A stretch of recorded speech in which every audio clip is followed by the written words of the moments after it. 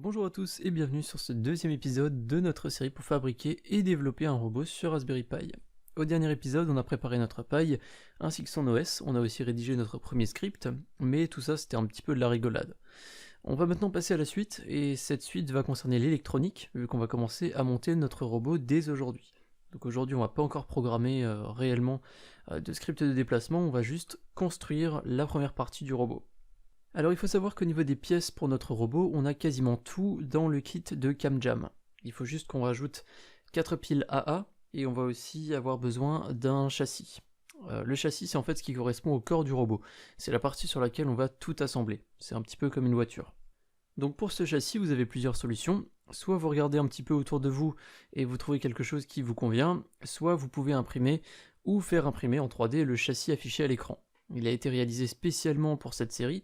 Donc, soit vous faites comme moi et vous utilisez la solution de la débrouille, vous utilisez la boîte du kit. Et oui, il faut être malin, la boîte en soi, elle va plus nous servir à grand chose, elle va juste traîner dans un coin, donc autant recycler nos matériaux, il faut le faire si on a l'occasion de le faire. Donc une partie de cette boîte va correspondre au corps de mon robot. Ça fait aussi des économies, ce qui est plutôt un bon point. Mais pour revenir rapidement au châssis à imprimer en 3D, vous avez un lien dans la description pour le télécharger. Si vous n'avez pas d'imprimante 3D, sachez qu'il existe des sites sur lesquels vous pouvez envoyer votre fichier 3D.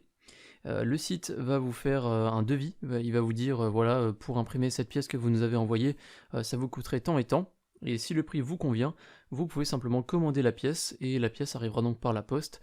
C'est plutôt pratique, et en plus c'est pas très cher. Donc ça concerne ceux qui veulent vraiment avoir un beau châssis imprimé en 3D, en plastique, mais pour ceux qui veulent utiliser la solution de la débrouille, eh bien, faites comme moi et utilisez la boîte du kit. Concernant les piles et la batterie externe maintenant, alors ces deux choses sont deux sources d'énergie différentes.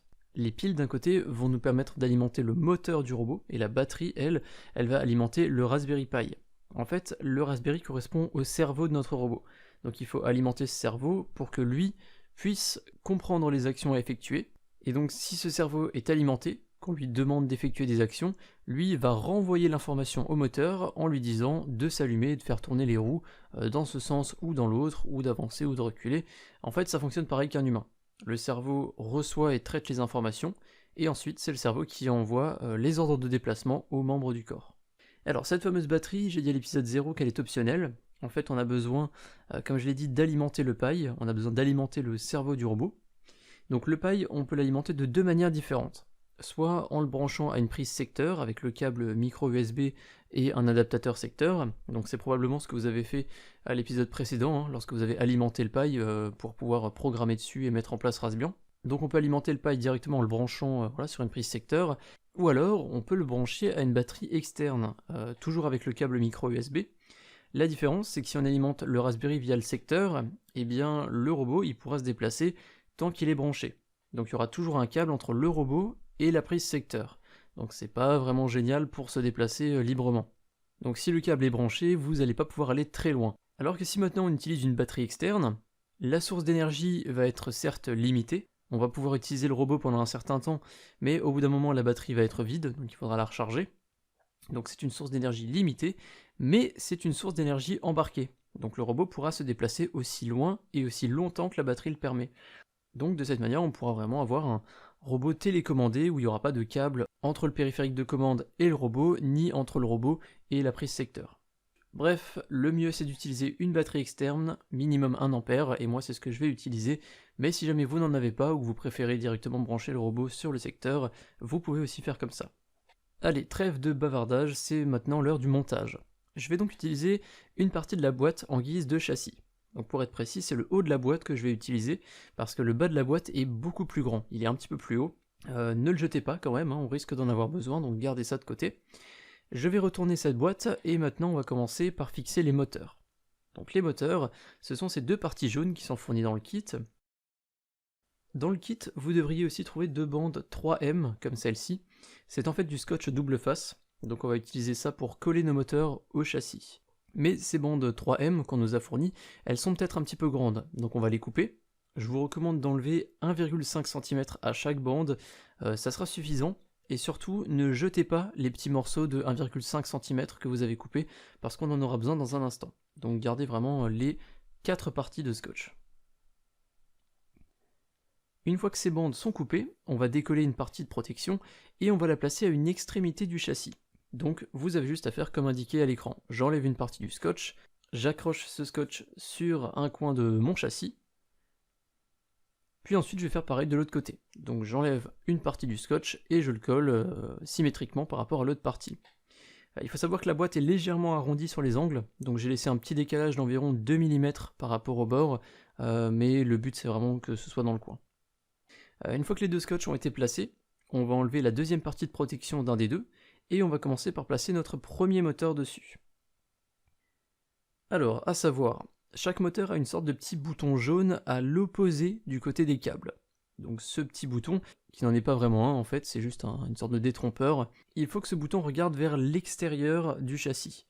Donc les câbles du moteur, eux, seront donc vers l'intérieur. Donc allons-y, faites comme sur la vidéo. C'est bien la partie jaune qu'on va placer sur le scotch, la partie noire qui est accrochée au moteur n'a pas besoin d'être accrochée au châssis. D'ailleurs elle est un petit peu plus fine, donc en soi elle ne touchera même pas le châssis en théorie. On va simplement le placer bien dans le coin et les deux câbles vers l'intérieur. Vous voyez donc à l'écran le premier moteur qui est placé, je vous invite à faire pause si vraiment vous voulez bien vérifier. On va maintenant faire pareil pour le deuxième moteur, donc le principe est exactement le même. Le petit bouton, le petit détrompeur va aller vers l'extérieur, et les câbles eux vont aller vers l'intérieur.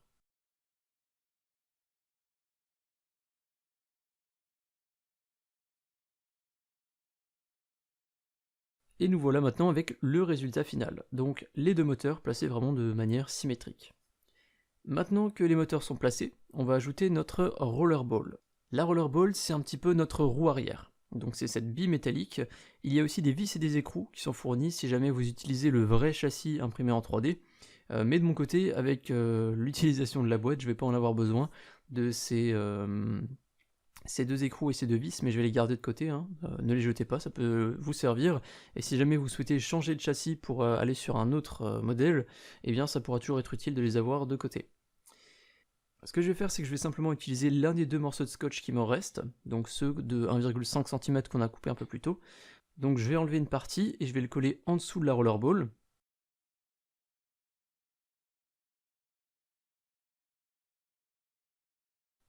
Puis je vais coller l'ensemble à l'opposé des roues. Je vais laisser une petite marge par rapport à l'arrière, parce que ici c'est bien la partie arrière de notre robot. Donc si vous utilisez la boîte en tant que châssis, vous avez une indication visuelle à l'écran, je vous invite vraiment à faire comme moi. Si vous avez en revanche le châssis imprimé en 3D, je pense que vous devriez comprendre un petit peu plus facilement où placer cette rollerball, vu qu'il y a pas mal d'indications sur ce fameux châssis.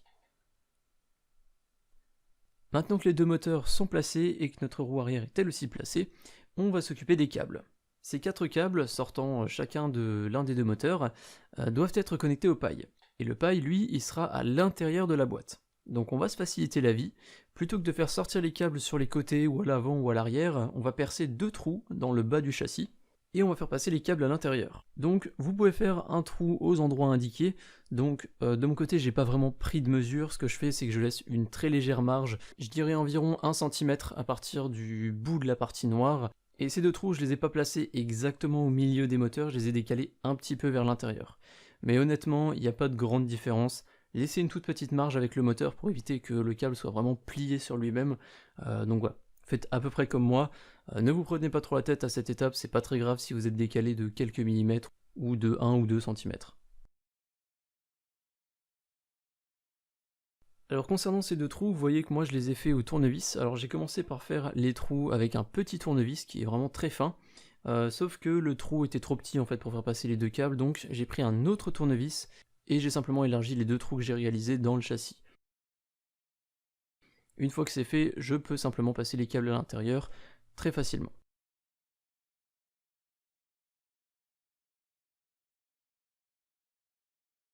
Une fois que les câbles de chaque moteur sont passés dans le trou respectif, une fois cette étape réalisée, on peut enfin accrocher les roues.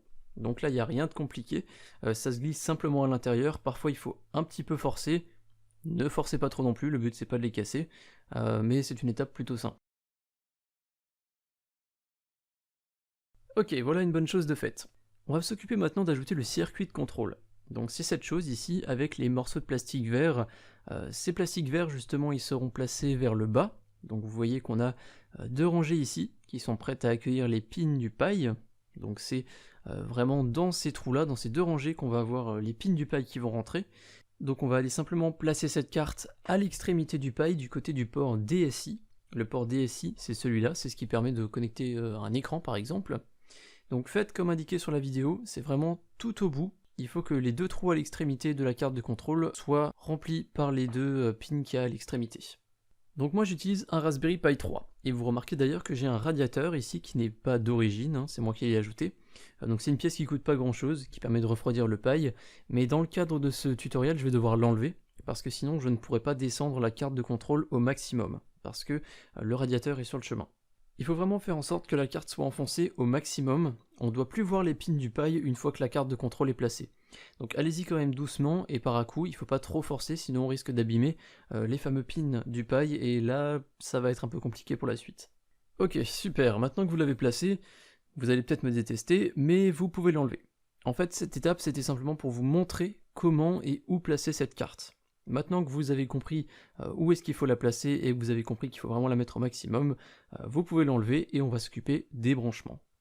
Vous pouvez maintenant tourner le robot sur ses roues. On va fixer la boîte de piles dans notre châssis. Alors il nous reste un petit peu de scotch, normalement il vous reste un petit morceau de 1,5 cm, mais vous pouvez aussi utiliser de la pâte à fixe. L'avantage de la pâte à fixe, c'est que vous allez pouvoir l'enlever plus facilement et le remettre autant de fois que vous voulez, alors que le scotch, au bout d'un moment, il va perdre un petit peu de son collant, mais vous pouvez aussi utiliser ce scotch, hein, c'est pas du tout un problème. Il faut savoir qu'il y a un petit switch sur votre boîte de piles, donc mettez-le sur off, c'est très très important, vérifiez bien qu'il soit sur off, et ensuite vous pouvez simplement l'ouvrir, donc faites simplement glisser le petit tiroir, et ensuite vous pouvez insérer vos 4 piles. Donc pour rappel, c'est des piles AA ou AA, et donc il en faut 4. Vous pouvez ensuite placer un morceau de scotch ou un morceau de pâte à fixe sur le côté opposé au switch, donc sur le côté du tiroir, et cette boîte de piles, vous pouvez la placer bien au milieu de votre paille. Donc faites en sorte d'avoir un accès facile au câble aussi, il faut que vous puissiez vraiment attraper les câbles de la boîte de piles, mais aussi des deux moteurs. Il ne faut pas que la boîte dérange l'accès au câble.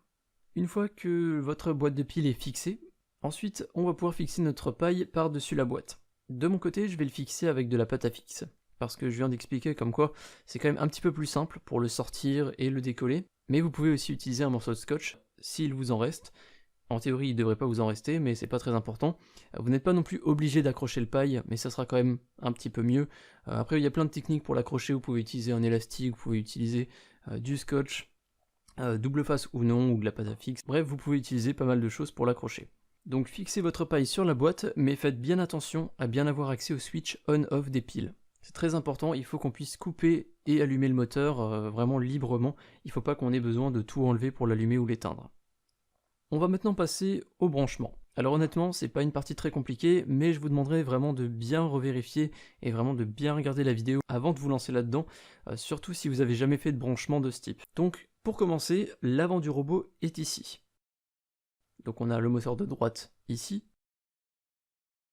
et le moteur de gauche ici.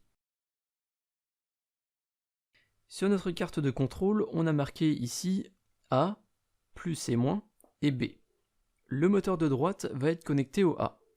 Le moteur de gauche va être connecté au B. Et la boîte de piles, que je vais aussi appeler boîte de batterie, sera connectée au plus et au moins. Comme je l'ai dit, si vous ne vous êtes jamais servi de ça, honnêtement c'est simple. Le but c'est de rentrer un câble là-dedans, donc la partie métallique au bout du câble va rentrer là-dedans. Puis ensuite, vous utilisez simplement un tournevis sur la partie verte pour écraser le câble et l'empêcher de sortir. Je vous montre déjà un schéma de ce qu'on va faire, je vous invite à faire pause, regardez quand même un petit peu, mais de toute façon je vais vous montrer comment on va faire, donc je vais vraiment faire la pratique avec vous. Ok, c'est parti, donc je vais prendre le câble rouge du moteur de droite.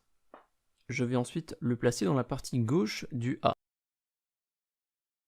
Une fois que le câble est bien à l'intérieur, le but ça va être de visser la vis qui se trouve dans la partie plastique verte. Donc je vais simplement retourner ma carte de contrôle et je vais visser la vis qu'il y a au-dessus du câble.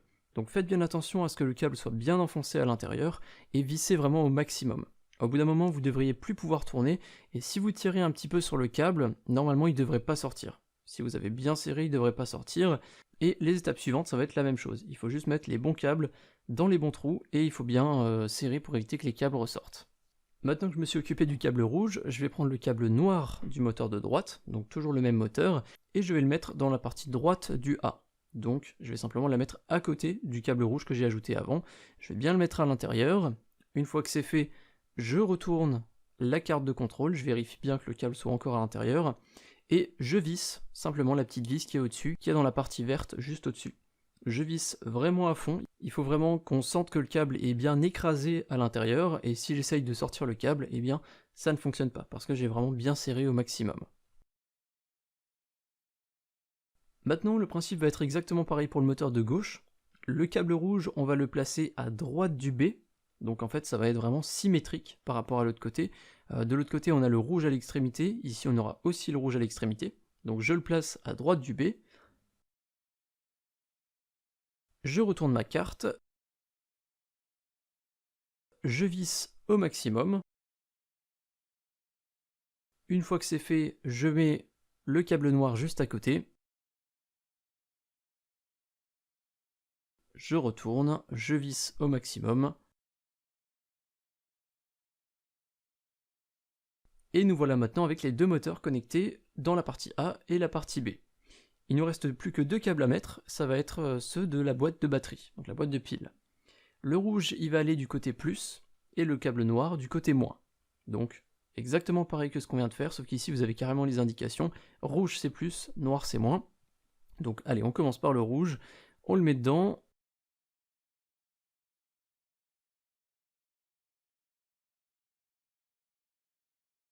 On visse au maximum. Puis ensuite, on s'occupe du câble noir, on le met dans le trou. On retourne et on visse au maximum.